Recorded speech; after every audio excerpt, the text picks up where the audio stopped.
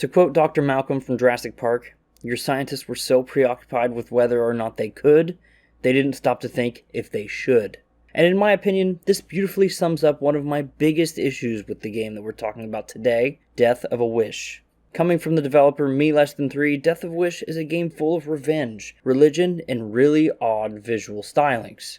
To put it simply, this is a hack and slash game with a double-edged sword. On one hand, you've got a really pristine gameplay loop, mixing and matching elemental attacks and special ability modifiers to create your own personal killing machine, with a huge emphasis on switching it up always to make things more stylish. You can also level up your health, physical and special attacks, and scalings as well. It struck me almost as a simplified Dark Souls leveling system, without different weapons equipable to scale to different stats. Overall, I thought the combat was quite challenging. At points I was worried almost too much so, but ultimately, with some great accessibility features to make sure that the game can be experienced by most, I really enjoyed what I had going on here. But no, the challenge is there, and outside of a few non-boss enemies that felt a little bit too spongy for me, it was a fairly satisfying loop of breaking an enemy's guard down to get some free hits while they're stunned. Another aspect of the gameplay that needs discussing is the corruption meter. At all times you have a percentage in the top of the screen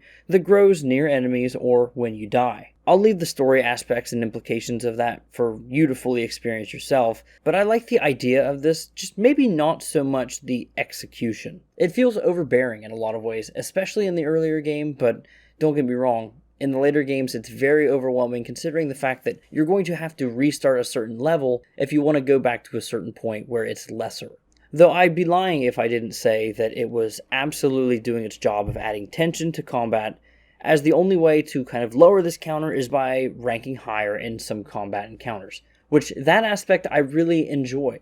But sometimes it feels that certain encounters aren't balanced entirely properly, or maybe they didn't fit my build as well, to the point where it felt like I was just kind of getting punished for being in that combat scenario, which was unfortunate. But one thing to note, you can kind of turn this slider down or even off if you want it to. But outside of combat, the traversal is cool enough. You've got a few abilities that lend almost to a Metroidvania-styled world, but the game never fully commits to that idea in its runtime. There are a few instances where this unlocks a shortcut, maybe you unlock a few key points here or there, but really it's just to get back and get to your next place faster than you did before. Though I will say, the smart reuse of the map in the later stages feels just the right amount of intimate and familiar while also being still very engaging. Now, I've mentioned that the game is more of a double-edged sword. So far I've focused mostly on the good aspects, but for every good or even great decision that there is, there's also a piece of poor execution. I'll hold off on the narrative bits for the last as I transition into the final talking point, but there's still a few major issues to me personally. First off, the game's visual style is quaint enough. It's hard to describe as anything other than like an evil Microsoft Paint or a possessed chalkboard. There's a lot I like about the scribbly nature of the art direction. And while I was genuinely impressed by the many environments the game presents and how readable the play area actually was to traverse in, there's also plenty of times when the game's use of color gets in the way of itself and the combat specifically. Orange-colored environments and red-colored enemies didn't mix very well, and it's hard to sell the idea that in general with so many effects and colors on the screen, that the game is just sometimes barely readable at best. At worst, that shit is completely illegible. Also, as a point of contention for me, I wasn't really a big fan of the enemy variety, visually speaking either. Thankfully, that didn't also impact how the enemies attack and interact with the player, because there's quite a bit of variety within the actual combat. However, where I believe some environments in the scope of color did lack some foresight, that's not to say that they didn't shoot for the moon, visually speaking. From city streets,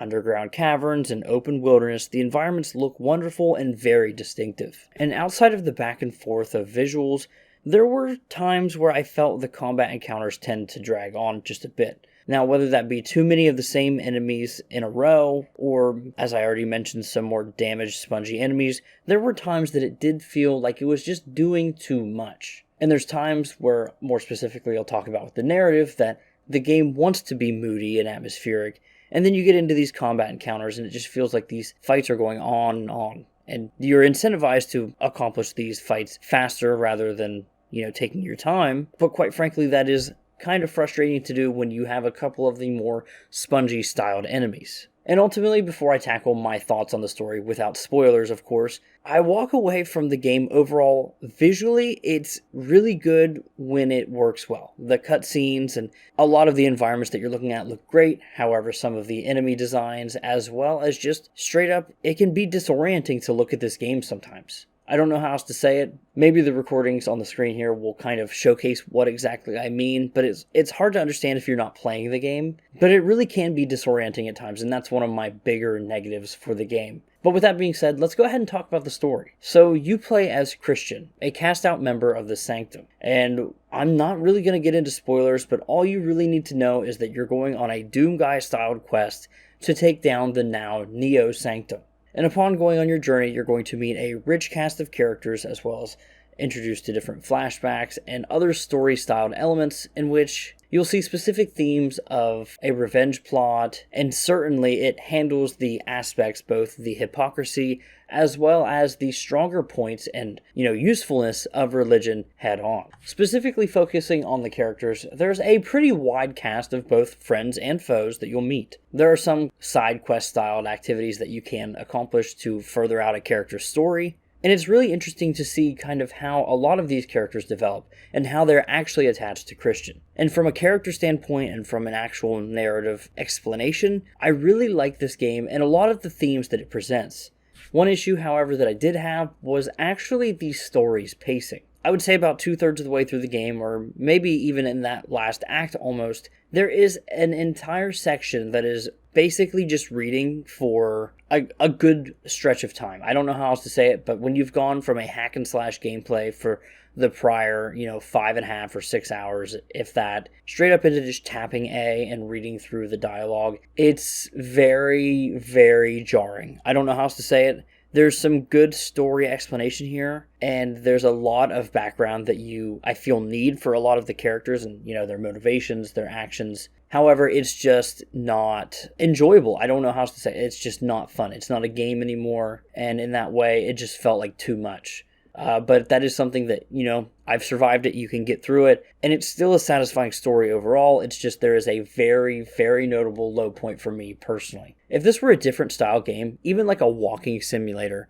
it might not even be so bad, but the genre mashup of going from really fast hack and slash gameplay to reading for a very long amount of time, because the text and everything, you can tap it to go faster, but there's just so much of it, it doesn't matter. That isn't the only point of the pacing that I wasn't really a fan of. The opening of the game, which is the tutorial and kind of sets up a lot of the character motivation, didn't really do it for me either. I don't know what it was. It just felt very disorienting. Another one of those instances where the visuals just kind of caught me off guard a little bit. I wasn't exactly used to the style of the game per se just yet, but you need to get through the opening and play a little bit more of the game before you really make your decision. That's one thing I'll say. The game starts off a little weak, but then it kind of earns its place, earns its footing just a little bit. But ultimately, poor pacing aside, the number one thing that I take away from the story are the themes it puts forward and how strongly it leads into those elements of religion and hatred and hope at the same time as well, whether that comes from the main character or one of your side characters. But one other way these aspects are actually conveyed is through the game's very, very wonderful soundtrack.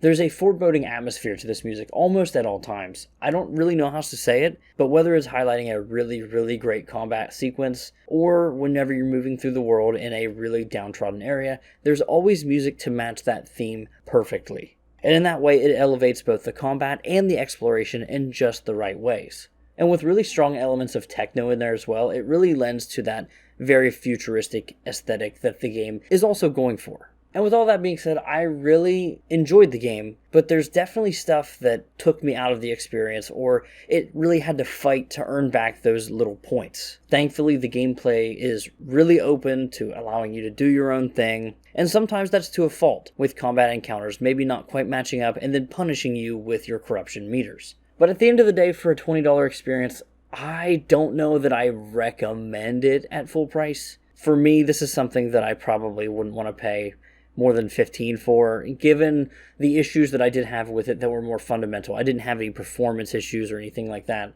But when this game hits, it hits so good. So that's the part that I'm like, man, if you really like hack and slash, you you look at the gameplay in the background here, you like the aesthetic, you like the visuals, that it doesn't take you out of the experience at all, then I say hop right in. I don't think there's any shame in that. And from what I can see, the developer Me Less Than 3 has also made another game in this style. Potentially in the same universe, I'm not really sure on that. But I have to say, I may be checking that one out because I just want to see where the roots of this are.